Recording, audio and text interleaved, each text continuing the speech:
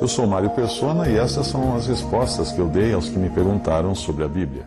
Você pergunta se os membros do corpo de Cristo poderiam se reunir, congregar virtualmente como igreja pela internet, e se isso seria válido aos olhos do Senhor, como da mesma maneira como o reunir de que ele fala em Mateus 18:20. E você justifica a sua dúvida falando do número cada vez maior de pessoas que saem das denominações e ficam sozinhas, sem vínculos denominacionais ou irmãos para se reunirem presencialmente.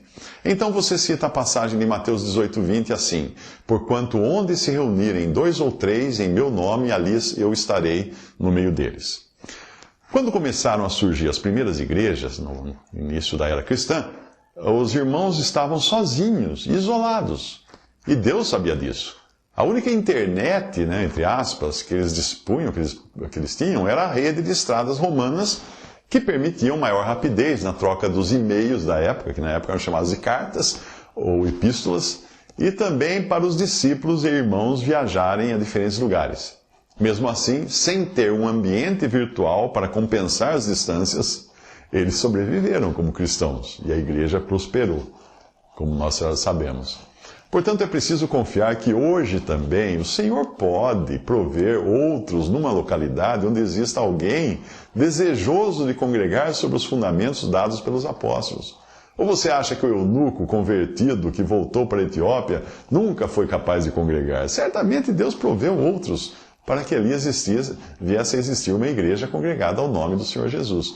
Não existe na Bíblia igreja virtual ou reunião virtual. Nós só encontramos a reunião da igreja de forma presencial, e assim deve ser, pois o Senhor prometeu estar também presente, e Ele não quis dizer que a sua presença seria na forma de bits e bytes. Podemos usar a internet, claro, sem problema algum, para admoestar, para pregar o evangelho, para animar os irmãos que estão distantes, do mesmo modo como os cristãos faziam por cartas que viajavam pela rede das estradas romanas, da internet da época. Mas atividades como as reuniões de assembleia ou igreja são presenciais, pois o Senhor prometeu estar no meio de 2 ou 3 reunidos ao seu nome. Onde é o meio de uma reunião virtual? Repito, não vejo como essa presença do Senhor poderia ser aplicada ao meio virtual. Veja que você usou uma péssima tradução de Mateus 18:20. O original não diz assim, onde se reunirem 2 ou 3. Não. Diz assim, na verdade diz assim, onde estiverem reunidos, 2 ou 3 estiverem reunidos. Isso faz uma diferença enorme. Porque para estarem reunidos é preciso o elemento reunidor. No primeiro caso, onde se reunirem, são os cristãos que se reúnem. No segundo, eles estão reunidos, eles foram reunidos. Eu não poderia dizer que as laranjas se reuniram sobre a mesa. Não, porque elas não têm qualquer poder de ficarem juntas. Mas eu posso dizer que as laranjas foram reunidas pela cesta sobre a mesa. Aí eu terei um elemento reunidor, algo que as mantém juntas, independentemente delas próprias.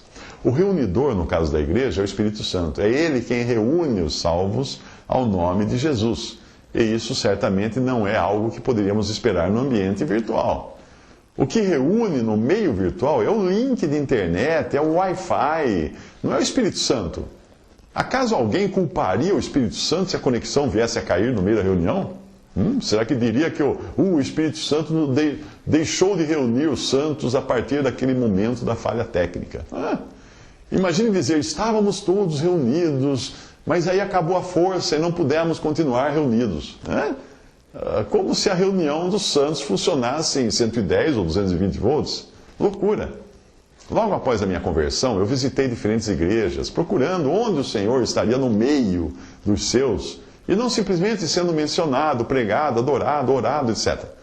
Eu conheci muitos irmãos amados nessas visitas que eu fiz, mas nada do fundamento apostólico de estarem congregados somente ao nome do Senhor. Sempre tinha alguma outra denominação envolvida nessas reuniões. Uma delas era uma igreja batista renovada e era um culto todo ensaiado e sustentado por um playback, que na época usava fita cassete. Ali tinha toda a sequência do culto. Naquela fita estava todo o programa do culto, com os diferentes fundos musicais para os cânticos, também para criar um clima quando o pastor estivesse orando, dar aquele clima espiritual, com uma música suave, tudo isso, como acontece em muitas igrejas por aí.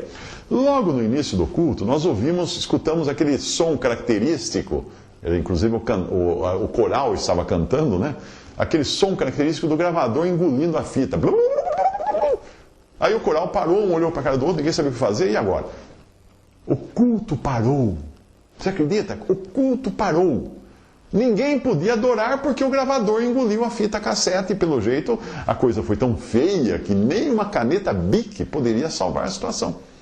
Aí tentaram improvisar, mas aí o showzinho não saiu tão bem quanto eles tinham ensaiado. Ficou todo mundo perdido.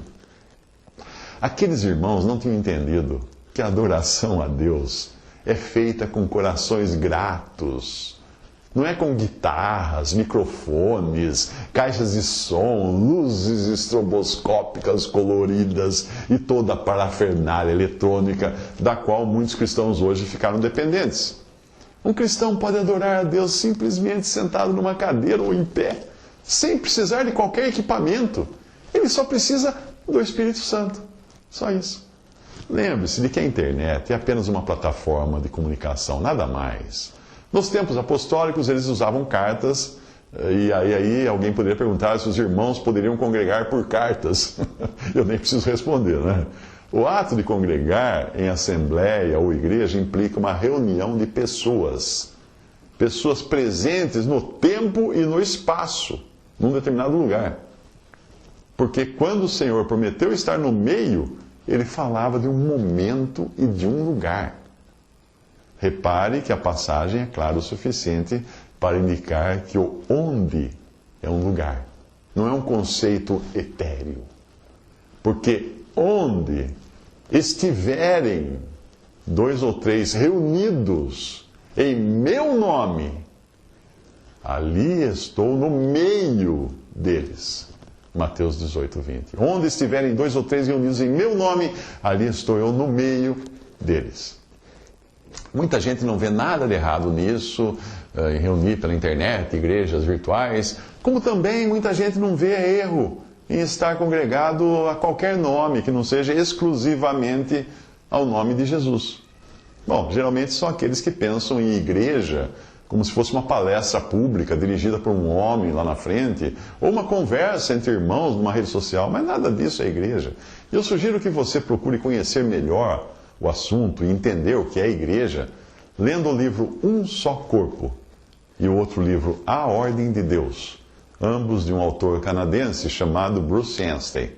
Você vai encontrar esses livros disponíveis em formato e-book grátis para baixar, ou então também existe em formato impresso, só que daí tem que pagar porque alguém precisou gastar tinta e papel para imprimir. Faça uma busca na internet. Um Só Corpo e A Ordem de Deus.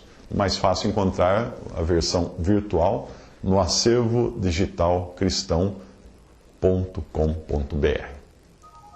Visite respondi.com.br. Adquira os livros ou baixe e-books. Visite 3minutos.net. Baixe o aplicativo